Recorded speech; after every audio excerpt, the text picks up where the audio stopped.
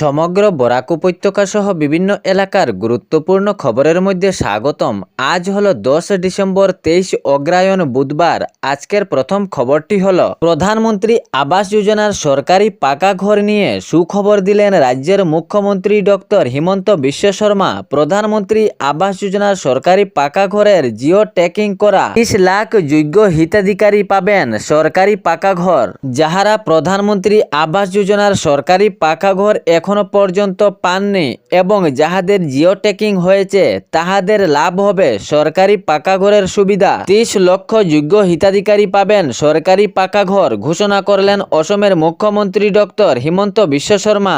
যাহাদের সরকারি পাকা ঘর নেই তাহাদের সরকারি পাকা ঘরের সুবিধা দেওয়া হবে বললেন মুখ্যমন্ত্রী। আবারও রাজ্যে পাবেন লক্ষ লক্ষ মানুষ সরকারি পাকা ঘর। অসমের মুখ্যমন্ত্রী ডক্টর হিমন্ত বিশ্ব শর্মা জানিয়েছেন, এমন অনেক যোগ্য হিতাধিকারী রয়েছেন তাহাদের এখনো সরকারি পাকা ঘরের সুবিধা হয়নি, তাই এখন সুবিধা করা হবে। 30 লক্ষ যোগ্য হিতাধিকারী দেখে সরকারি পাকা ঘর দেওয়া হবে। অসমের মুখ্যমন্ত্রীর বড় ঘোষণা, 30 লক্ষ যোগ্য হিতাধিকারী পাবেন সরকারি পাকা ঘর। যাহাদের প্রধানমন্ত্রী আবাস যোজনার সরকারি পাকা ঘর নেই তাহারা এই লিস্টে অন্তর্ভুক্ত হবেন, মুখ্যমন্ত্রী পরিষ্কারভাবে জানিয়েছেন। তবে এ বিষয়ে জানানো হয়েছে, প্রধানমন্ত্রী আবাস যোজনার সরকারি পাকা ঘর নেওয়ার আশায় কাউকে 1 টাকা ঘুষ দেবেন না। সরকার বিনামূল্যে প্রধানমন্ত্রী আবাস যোজনার সরকারি পাকা ঘর দিচ্ছে।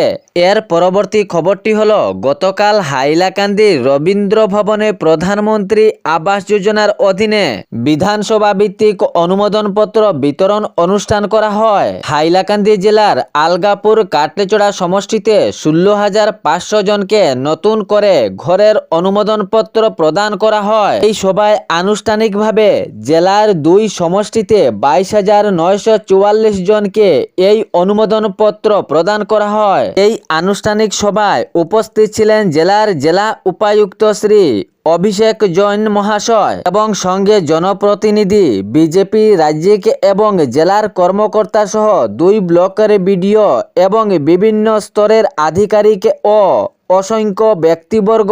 হাইলাকান্দি রবীন্দ্র ভবনে প্রধানমন্ত্রী আবাস যোজনার অধীনে বিধানসভা ভিত্তিক অনুমোদন পত্র বিতরণ অনুষ্ঠানে অসংখ্য জনগণ উপস্থিত ছিলেন। হাইলাকান্দি জেলার আলগাপুর কাটলেচড়া সমষ্টির 16,500 জনকে প্রধানমন্ত্রী আবাস যোজনার অনুমোদন পত্র প্রদান করা হয়। জেলার 2 সমষ্টিতে 22,944 জনকে প্রধানমন্ত্রী আবাস যোজনার অনুমোদন পত্র প্রদান করা হয়। জোর কদমে চলছে প্রধানমন্ত্রী আবাস যোজনার অনুমোদন পত্রের বিতরণ। যোগ্য হিতাধিকারীরা প্রধানমন্ত্রী আবাস যোজনার অনুমোদন পত্র প্রদানের লাভ করছেন।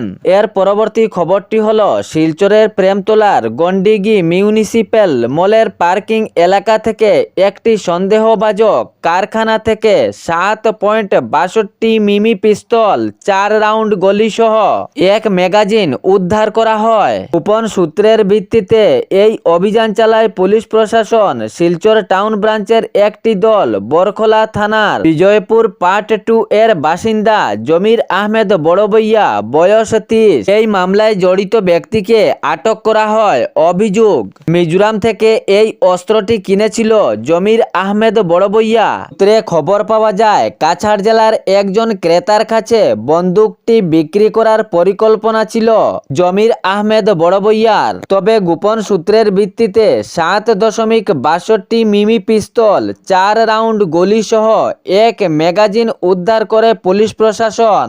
এরই সঙ্গে 1 মোবাইলও উদ্ধার করা হয়। অভিযুক্তকে আটক করে পুলিশ প্রশাসন জোরদার কদমে জিজ্ঞাসাবাদ চালিয়েছেন। কোনো সূত্রের প্রকাশ পাওয়া যাচ্ছে কিনা বা এর পিছনে আরো কাহারো হাত রয়েছে কিনা এ বিষয়ে পুলিশীয় তদন্ত অব্যাহত জারি রয়েছে। এর পরবর্তী খবরটি হলো, গুদাম থেকে 5 কোটি 20 লক্ষ টাকার চাউল উধাও। এই ঘটনার মামলায় সাময়িকভাবে 5 জন কর্মীকে বরখাস্ত করা হয়েছে। অসম রাজ্যের খাদ্য বন্টন ব্যবস্থায় এক গুরুতর কেলেঙ্কারির মামলা সামনে এসেছে। এফসিআই অর্থাৎ ফুড কর্পোরেশন অফ ইন্ডিয়া এর পরিচালিত একটি চাউল গুদাম থেকে 26,800 চাউলের বস্তা উধাও। বিরাট আকারের চাউলের উধাও গুদাম থেকে এ ঘটনায় পুরো চাঞ্চল্য সৃষ্টি হয়েছে রাজ্য জুড়ে। এ এফসিআই এর লক্ষ্মীমপুর কার্যালয় চাউল গুদাম নিয়ন্ত্রক রাকেশ দাস সহ 5 জন কর্মীকে সাময়িকভাবে বরখাস্ত করা হয়েছে। চাউলগুলি অসমের পাবলিক ডিস্ট্রিবিউশন সিস্টেম এবং মিড ডে মিল প্রকল্পের বন্টনের জন্য বরাদ্দ করা হয়েছিল। সেখানের সমাজকর্মীর অভিযোগ, এত বড় মামলা, 26,800 বস্তা চাউল গুদাম থেকে উধাও, যাহার মূল্য 5,20,00,000 টাকা। অভিযোগ, এই বৃহৎ পরিমাণের চাউল নিখোঁজ হওয়া প্রভাবশালী মহলের জড়িত থাকা ছাড়া সম্ভব নয়। রাজ্য সরকারের কাছে দাবি, এ নিয়ে জোরদারভাবে তদন্ত চালানো দরকার। এফসিআই অর্থাৎ ফুড কর্পোরেশন অফ ইন্ডিয়া এর পরিচালিত একটি চাউল গুদাম থেকে 26,800 চাউলের বস্তা উধাও, যাহার বাজার মূল্য 5,20,00,000 টাকা। এ নিয়ে সভ্য সমাজ প্রশ্নের সম্মুখে, গুদাম থেকে এত বৃহৎ পরিমাণের চাউল কিভাবে উধাও হতে পারে? রাজ্য সরকারের দৃষ্টি আকর্ষণের দাবি। তদন্তে ঝাঁপিয়েছে পুলিশ প্রশাসনও। ঘটনাটি রাজ্যের লক্ষ্মীপুর কার্যালয় চাউল গুদামের। এর পরের খবরটি হলো, গতকাল 7,21,00,000 টাকার স্কুলের শিলান্যাস করলেন বরাক উপত্যকার উন্নয়ন বিভাগের মন্ত্রী কৌশিক রায়। ধলাই বিধানসভা কেন্দ্রের হাই স্কুলের ভবন নির্মাণের কাজের ভিত্তিপ্রস্তর স্থাপন করলেন মন্ত্রী কৌশিক রায়। হাই স্কুলটি উন্মোচনের পর মন্ত্রী কৌশিক রায় জানিয়েছেন, বিজেপি সরকার শিক্ষা বিভাগকে আগ বাড়ানোর জন্য অনেক প্রচেষ্টা চালিয়েছে। জোর কদমে চলছে রাজ্য জুড়ে এ প্রচেষ্টা। স্কুল কলেজের পরিকাঠামো অগ্রগতির দিকে আগ বেড়েছে। স্কুলীয় ব্যবস্থা পূর্বের তুলনায় অনেকটাই ভালো হয়েছে। শিক্ষাগতর মানও অনেক উন্নত হয়েছে বলে তিনি জানিয়েছেন। পরবর্তী খবরটি হলো, বাবার মৃতদেহ আগলে দিনের পর দিন ঘরেই ছিলেন মেয়ে। অবশেষে পুলিশ উদ্ধার করে মৃতদেহকে। কসবার বসপুকুরের এ ঘটনার পুরো চাঞ্চল্য সৃষ্টি হয়েছে এলাকা জুড়ে।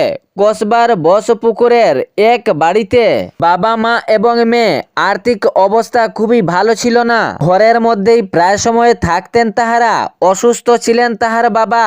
যখন কয়েকদিন তাহারা বাড়ি থেকে বের না হন, তখন স্থানীয়রা দেখে তাহাদের আত্মীয়র সেখানে ফোন করেন।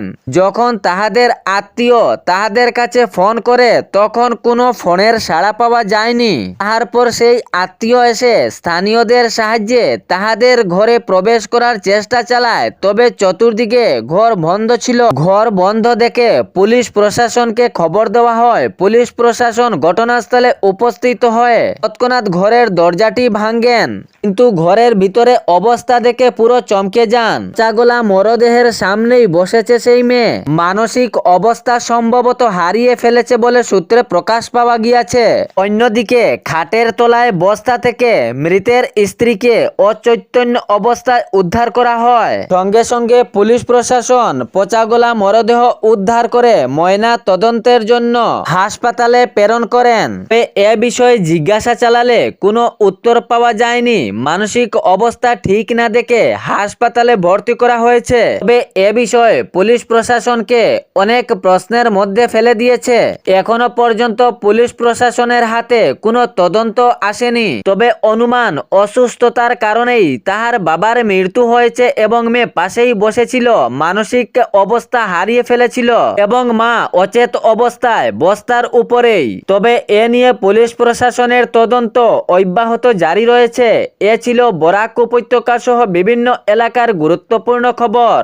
এরকম নিত্য নতুন খবর পাওয়ার জন্য চ্যানেলটি সাবস্ক্রাইব করে রাখবেন এবং ভিডিওটি লাইক করে শেয়ার করতে ভুলবেন না, যাতে সঠিক সংবাদগুলো অন্যজনের কাছে পৌঁছায়। ধন্যবাদ।